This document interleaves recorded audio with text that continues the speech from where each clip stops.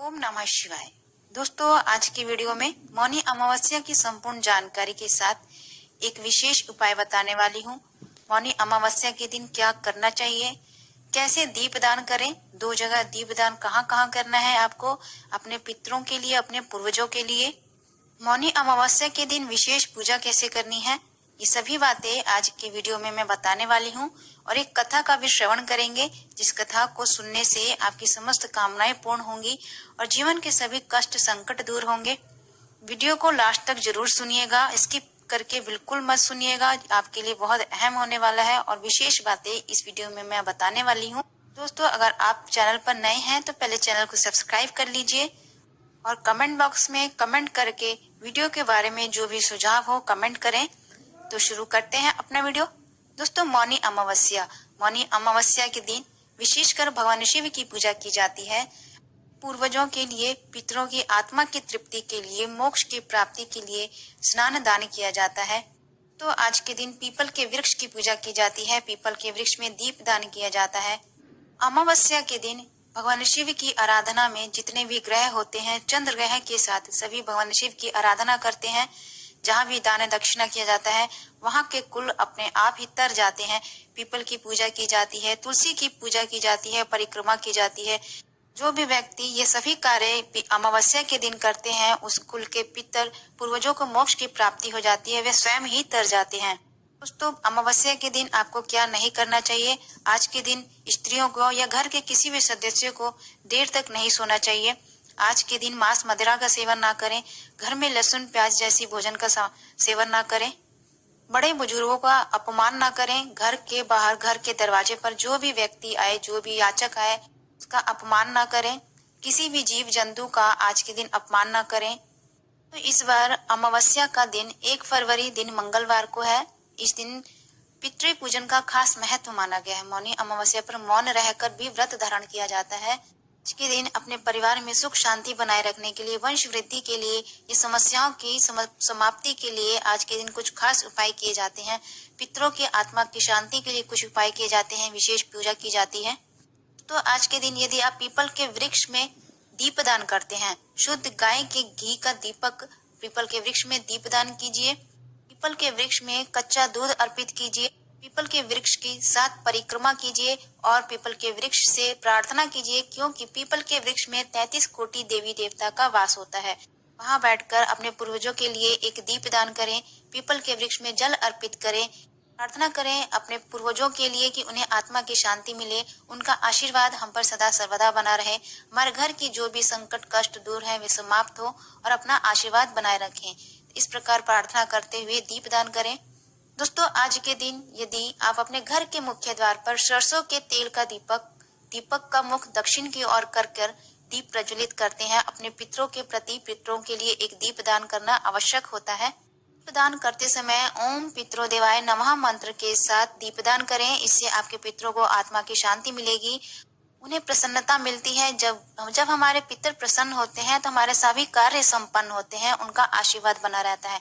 किसी भी प्रकार का कष्ट दुख हमें घेरता नहीं है। घर की नकारात्मक ऊर्जा बाहर जाती है, सकारात्मकता घर में बनी रहती है। आज के दिन पवित्र नदियों पर स्नान का विशेष महत्व बताया गया है और दान का विशेष महत्व बताया गया है। पवित्र नदियों पर जाकर स्नान करने से, दान करने से धार्मिक लाभ की प्राप्ति होती है, पुण्य। आज के दिन यदि आप घर में अपने नहाने के जल में गंगा जल डालकर स्नान करते हैं तो उतना ही पुण्य मिलता है जितना कि पवित्र नदियों पर स्नान करने से पुण्य की प्राप्ति होती है।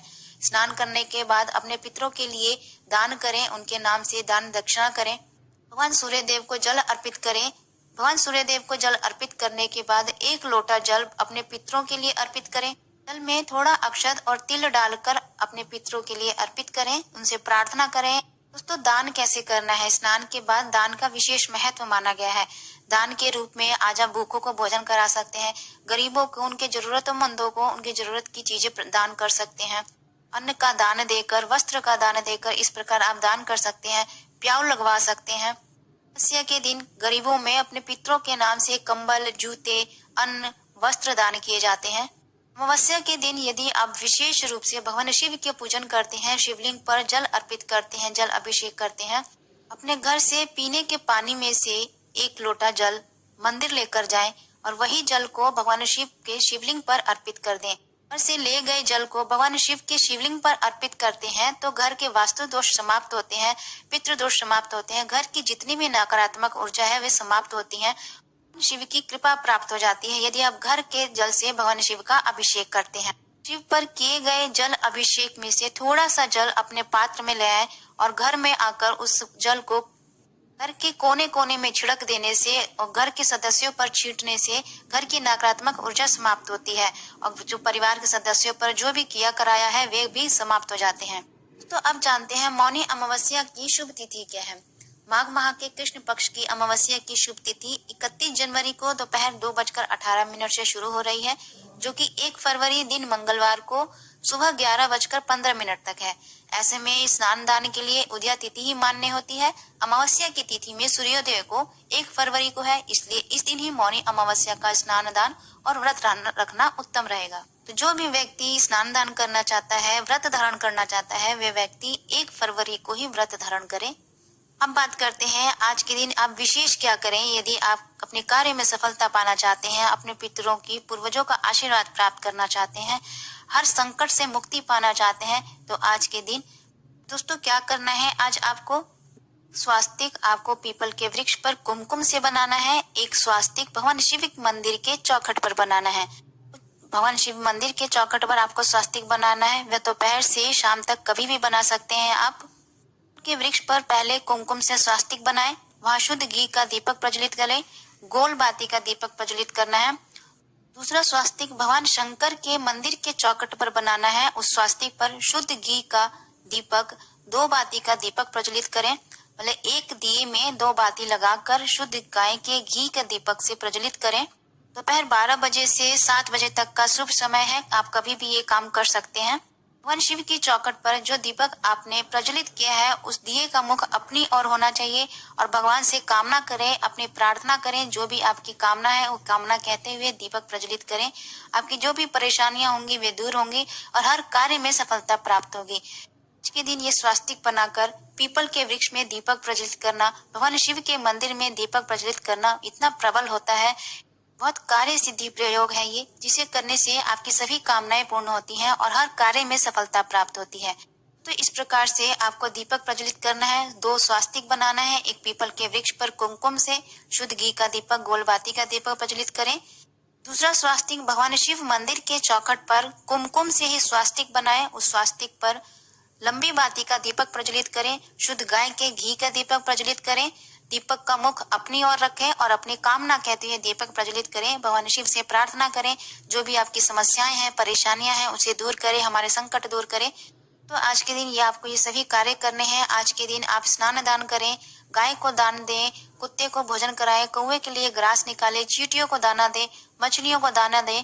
आज के दिन आप ज्यादा से ज्यादा दान करते हैं अपने पितरों के लिए, के पूर्वज प्रसन्न होकर अपना आशीर्वाद आपके साथ बनाए रखते हैं और उनका आशीर्वाद जब आपके साथ हो तो आपको सभी कार्यों में सफलता की प्राप्ति होती है, रोग व्याधि दूर होते हैं, परेशानियां दूर होती हैं, भगवान शिव शंकर की विशेष कृपा प्राप्त हो जाती है यदि आज के दिन आप ये सभी कार्य करते हैं। दोस्तों, पुराणों के अनुसार कांचीपुरी में एक ब्राह्मण रहता था। उसका नाम देवस्वामी तथा उसकी पत्नी का नाम धनवती था।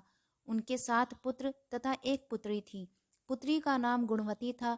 ब्राह्मण ने 7 पुत्रों को विवाह करके बेटी के लिए वर खोजने अपने सबसे बड़े पुत्र को भेजा। उसी दौरान किसी पंडित ने पुत्री की जन्म कुंडली देखी और बताया, सप्तपदी होते होते यह कन्या विधवा हो जाएगी। तब उस ब्राह्मण ने पंडित से पूछा, पुत्री के इस वैधव्य दोष का निवारण कैसे होगा? पंडित ने कहा, सोमा का पूजन करने से वैधव्य दोष दूर होता है। फिर सोमा का परिचय देते हुए उसने बताया, वह एक धोबिन है, उसका निवास स्थान सिंघल द्वीप है। उसे जैसे तैसे प्रसन्न करो और गुणवती के विवाह से पूर्व उसे यहाँ बुला लो। तब देवस्वामी का सबसे छोटा लड़का बहन को अपने साथ लेकर सिंघल द्वीप जाने के लिए सागर तट पर चला गया। सागर पार करने की चिंता में दोनों एक वृक्ष की छाया में बैठ गए। उस पेड़ पर एक घोंसले में गिद्ध का परिवार रहता था। उस समय घोंसले में सिर्फ गिद्ध के बच्चे थे। गिद्ध के बच्चे भाई बहन के क्रियाकलापों को देख रहे थे। सायंकाल के समय उन बच्चों की माँ आई तो उन्होंने भोजन नहीं किया। वह अपनी माँ से बोले, नीचे 2 प्राणी सुबह से भूखे प्यासे बैठे हैं, जब तक वे कुछ नहीं खा लेते तब तक हम भी कुछ नहीं खाएंगे। तब दया और ममता के वशीभूत गिद्ध माता उनके पास आई और बोली, मैंने आपकी इच्छाओं को जान लिया है।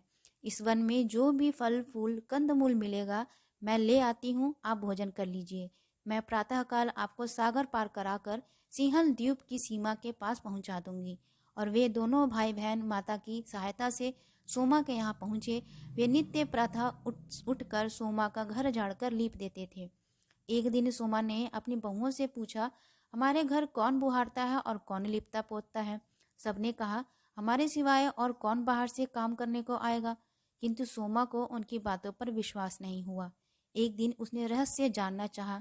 वह सारी रात जागी और सब कुछ प्रत्यक्ष देखकर जान गई।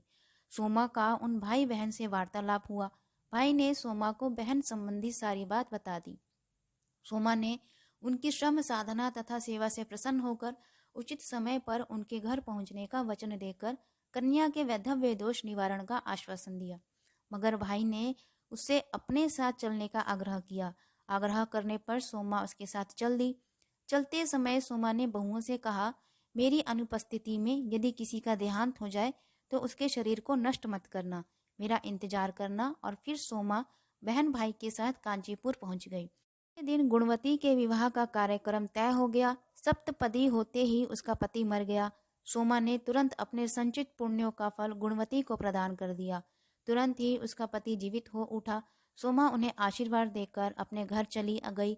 उधर गुणवती को पुण्य फल देने से सोमा के पुत्र जमाता तथा पति की मृत्यु हो गई। सोमा ने पुण्य फल संचित करने के लिए मार्ग में अश्वत्थ यानी पीपल वृक्ष की छाया में विष्णु जी का पूजन करके 108 परिक्रमाएं की। इसके पूर्ण होने पर उसके परिवार के मृतक जन जीवित हो उठे। निष्काम भाव से सेवा का फल मधुर होता है। इस व्रत का यही लक्ष्य है।